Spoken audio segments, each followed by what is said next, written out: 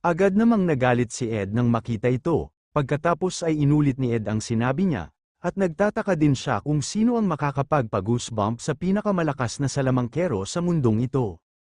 Sinagot naman ni Lucy si Belle Maya, hindi ito inaasahan ni Ed. Tinatamad lang si Lucy gaya ng dati, pero sa di malamang dahilan, bigla siyang na-goosebumps. Nakita niya ang isang malakas na kamao na ibinato sa kanya. Ang pag-atake ay napakabigla, kaya kailangan niyang mag-teleport mula roon. Tila napakasakit ng suntok kung tatamaan siya nito. Siyempre sobrang nalungkot si Ed sa narinig. Tinanong pa ni Lucy kung may beef jerky siya. Hindi makayanan, pinunasan ni Ed ang ulo ni Lucy para sa mga bagay-bagay sa napakaliit na dahilan. Pero nagulat si Ed noon dahil wala talagang protective magic na nagpoprotekta kay Lucy. Sinabi ni Lucy na wala na ang kanyang mana. Natuwa si Ed sa narinig. Sa isang malupit na ngiti pagkatapos ay pinitik niya ang kanyang mga daliri kay Lucy kapalit ng kanyang bahay na ngayon ay nawasak. Hindi tumigil doon ay muli niya ring pinitik ang kanyang mga daliri kay Lucy imbes na kay Maya. Napagtanto din ni Ed na kailangan niya ng mas matibay na bahay. Oras na para magtayo si Ed ng bagong bahay na may mas disenteng kahoy. Ngunit dahil abala siya, inipon niya ang lahat ng impormasyong kailangan niya sa library ng sabay-sabay. Nabasa niya ang mga libro tungkol sa mga dokumento sa disenyo, mga materyales na kailangan, at iba pa sa silid-aklatan. Ang natitira na lang ay pag-aralan ang paggawa ng kahoy at ang pagtatayo ng bubong. Ngunit pagkatapos ay sinabihan siya ng isang tao na malapit nang magsara ang silid-aklatan. Pinuri rin ng tao si Ed sa pagiging masipag.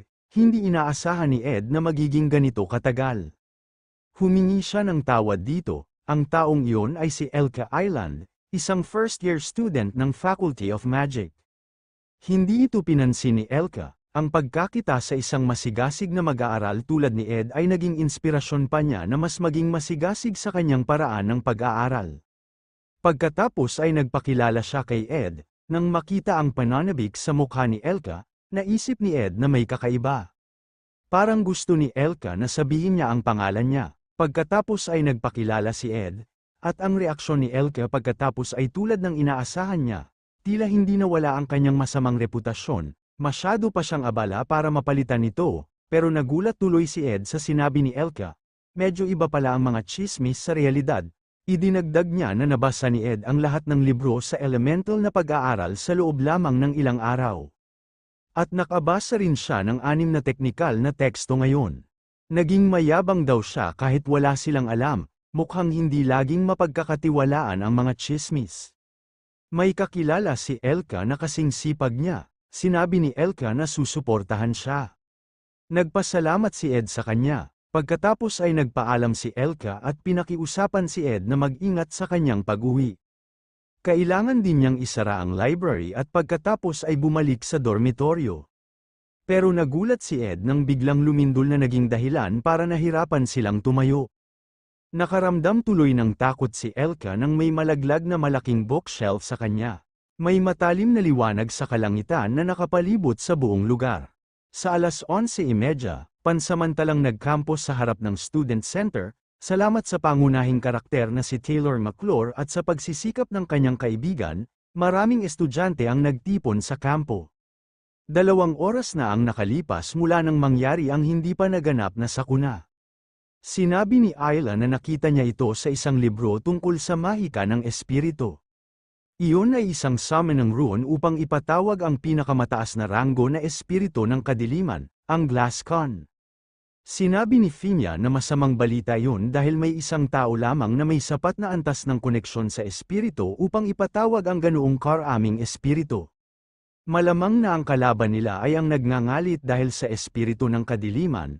Ang numero 1 estudyante sa 2nd taon, si Janica Faylover, natahimik sila sandali sa narinig. Pagkatapos ay sinabi ni Taylor McClure na ito ay kapaspalad ngunit hindi ito ang oras para dito. Kung tama si Ayla, bibili lang ng oras ang hadlang sa paligid ng estudyante. Kung ipatawag si Glasscon, mas marami ang mamamatay. Kailangan nilang magtungo sa loob ng student center.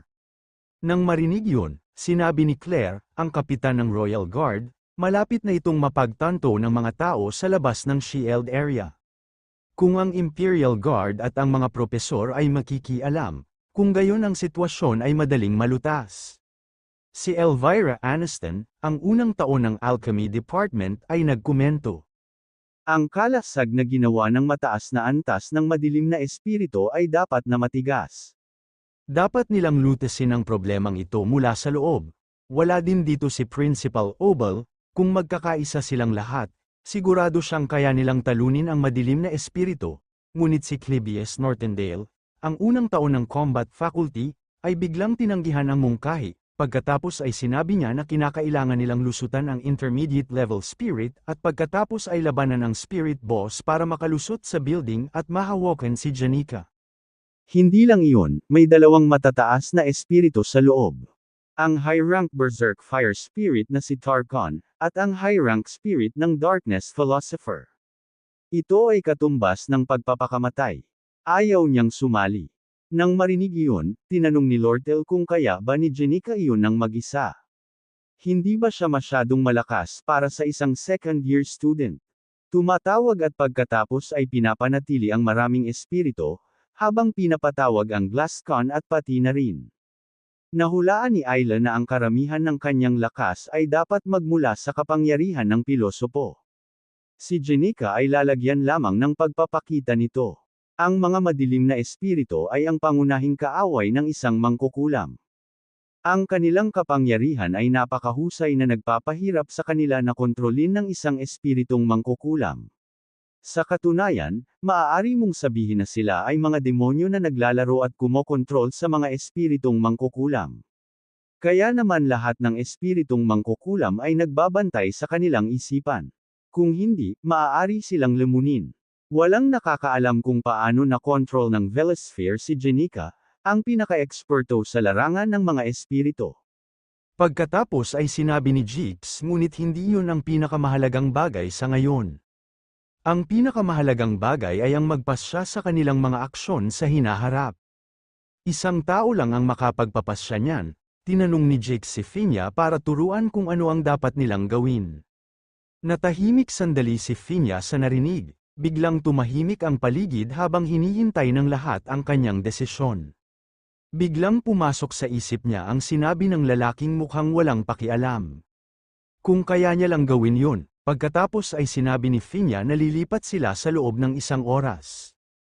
Ang mga sinanay na tao lamang ang lilipat mamaya, kasama ang kanyang sarili, si Claire, ang pinakamahusay na mga mag-aaral mula sa bawat taon, at mga mag-aaral sa klase A magdadala lamang sila ng mga taong nasubok ang kakayahan, kaya hiniling ni Finya na ihanda sila sa pag-iisip, gagawin niya ang buong responsibilidad. Pagkatapos noon, may biglang nagsumbong sa kanya. Natapos na nilang tipunin ang mga trabahador na nagtatrabaho sa gusali ng propesor.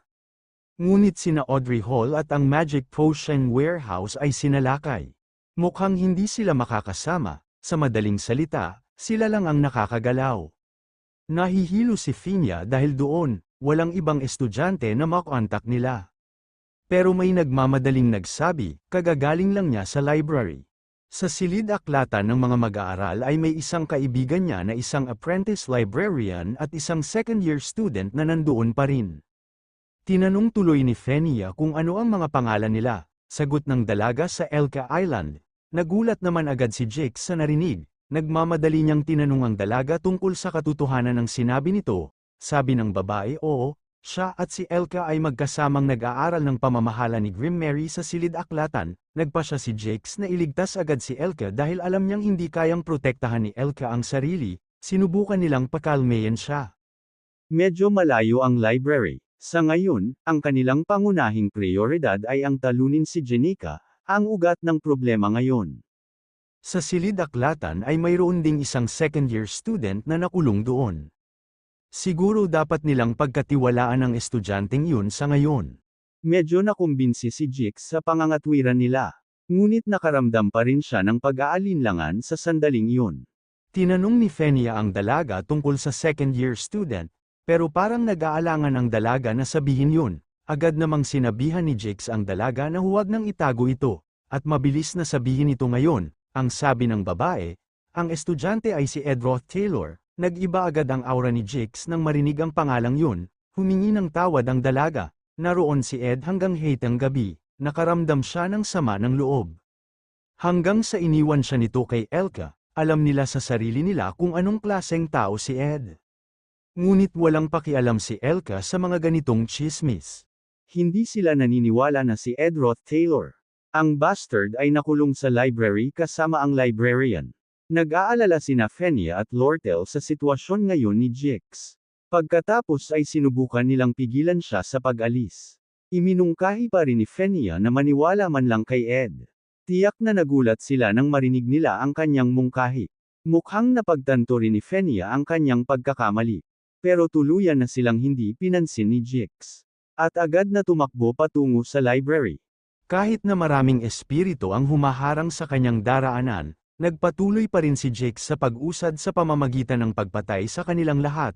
Kung si Elka ay nakakuha ng kaunting pinsala, nangako siyang papatayin si Ed ng walang awa.